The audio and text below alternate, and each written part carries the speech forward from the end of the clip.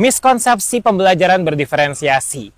Masih banyak kita guru-guru yang salah mengimplementasikan pembelajaran berdiferensiasi tersebut.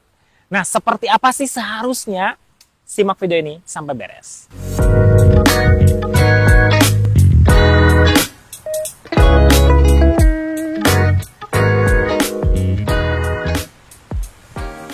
Sebelum ke hal tersebut, kita benar-benar harus mengetahui dulu bagaimana kondisi kelas kita. Kita harus tahu bahwa kita itu mengajar di kelas heterogen.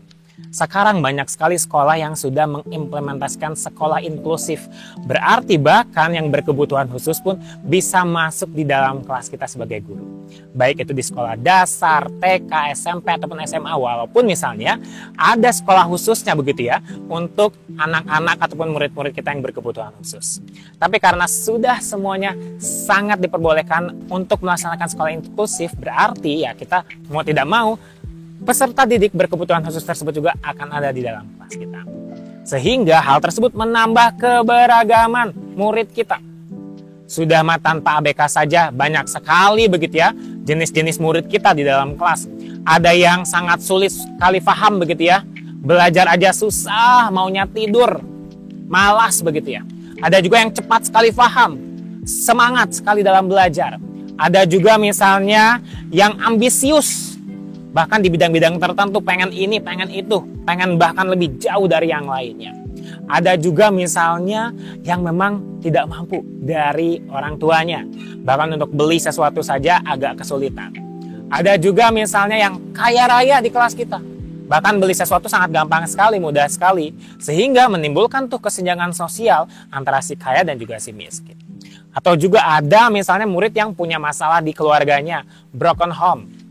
Ada juga murid yang memang punya masalah sosial emosional. Ada misalnya masalah dengan teman-temannya, masalah dengan keluarganya dibawa ke sekolah, masalah dengan gurunya, dan juga masalah-masalah lainnya. Dan beragam murid lainnya dengan keunikannya masing-masing. Sehingga kita kalau tidak bisa memenuhi setiap kebutuhan belajar dari setiap murid tersebut, kita sebagai guru bisa dianggap gagal. Nah, bagaimana cara mengatasi hal tersebut agar tujuan pembelajaran kita bisa dicapai, murid-murid kita bisa senang dalam belajarnya begitu ya, sehingga nanti anak-anak bisa terpenuhi juga kebutuhan-kebutuhan. Nah, sebelum itu kita harus tahu dulu tugas guru itu seperti apa. Tugas guru yang terpenting saat ini adalah bagaimana caranya kita bisa melayani setiap kebutuhan murid di dalam kelas, itu saja. Kita harus yakin dulu bahwa kita memang tugasnya adalah melayani, service excellent. Kita sebagai guru memfasilitasi lagi, bukan menginstruksikan, ataupun bukan sekarang itu yang namanya itu ceramah banyak begitu ya di dalam kelas, tidak. Dan kita juga harus benar-benar yakin dengan beberapa poin seperti ini, yaitu bahwa setiap murid itu bisa dan akan sukses dalam pembelajarannya. Ada juga misalnya kita juga harus tahu bagaimana profil-profil belajar murid kita, karena semuanya unik. Semuanya punya keberbedaan masing-masing begitu ya. Dan kita juga harus adil. Tapi adil itu bukan berarti menyamaratakan semuanya dapat, tidak. Tapi kita benar-benar bisa memenuhi setiap kebutuhan murid-murid tersebut. Dan kita juga sebagai guru harus tahu bahwa guru itu adalah kunci keberhasilan di dalam kelas.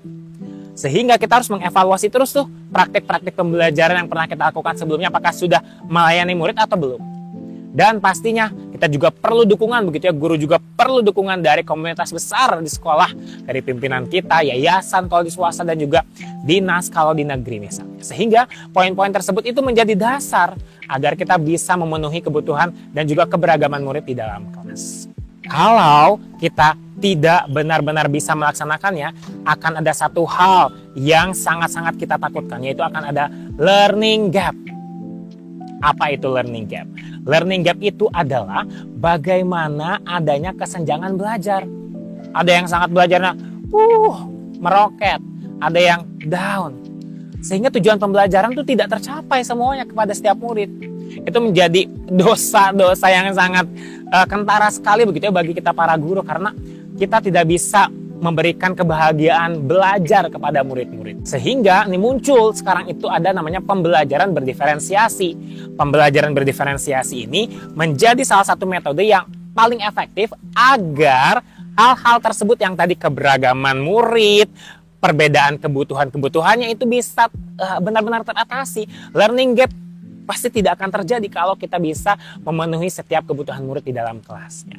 Nah, ini juga sejalan begitu ya dengan standar kompetensi lulusan nasional kita.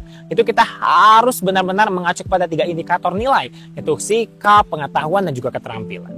Nah, 3 hal tersebut sesuai juga dengan tujuan pendidikan nasional. Sehingga kalau kita misalnya bisa menerapkan pembelajaran berdiferensiasi dengan baik, begitu ya, tujuan pendidikan nasional juga pasti akan diraih dengan baik. Namun yang terjadi saat ini adalah kita sedang melaksanakan metode yang miskonsepsi di pembelajaran berdiferensiasi. Apa contohnya begitu ya? Banyak dari kita para guru-guru yang mengimplementasikannya misalnya dengan cara cari 32 metode yang berbeda untuk 32 murid yang berbeda juga. Terus menyiapkan perencanaan pembelajaran yang banyak dalam kelas. Terus menyiapkan misalnya soal-soal tertentu kepada murid-murid yang memang punya keterampilan atau pengetahuan yang lebih. Atau misalnya para guru-guru tuh lari ke sana kemari untuk memenuhi setiap kebutuhan murid di dalam kelas. Atau misalnya pengelompokan yang sekarang sudah tidak relevan. Itu masih banyak dilakukan oleh para guru-guru saat ini. Sehingga terjadilah miskonsepsi. Dan yang paling parahnya terjadi yang namanya pembelajaran yang chaotic atau yang semeraut. Nah, kita harus paham dulu apa itu pembelajaran berdiferensiasi, begitu ya. Pembelajaran berdiferensiasi itu menurut Tomlinson itu adalah bahwa bagaimana cara guru merespon kebutuhan murid di dalam kelas. Kata kuncinya adalah cara merespons, begitu ya. Kebutuhan murid betul ada banyak dalam kelas, tapi bagaimana cara kita merespon hal tersebut, begitu ya. Itu kata kunci dari pembelajaran berdiferensiasi. Dan 5 aspek penting ini harus kita ketahui. Aspek pertama yaitu terkait dengan kita harus benar-benar bisa tahu kurikulumnya. Kita benar-benar bisa membacakan, bukan hanya membacakan, menyampaikan begitu ya kepada para murid bahwa tujuan pembelajaran hari tersebut itu apa. Sehingga murid itu tahu harus ngerjain apa dan harus melakukan apa. Yang kedua yaitu bagaimana cara guru memenuhi kebutuhan tersebut.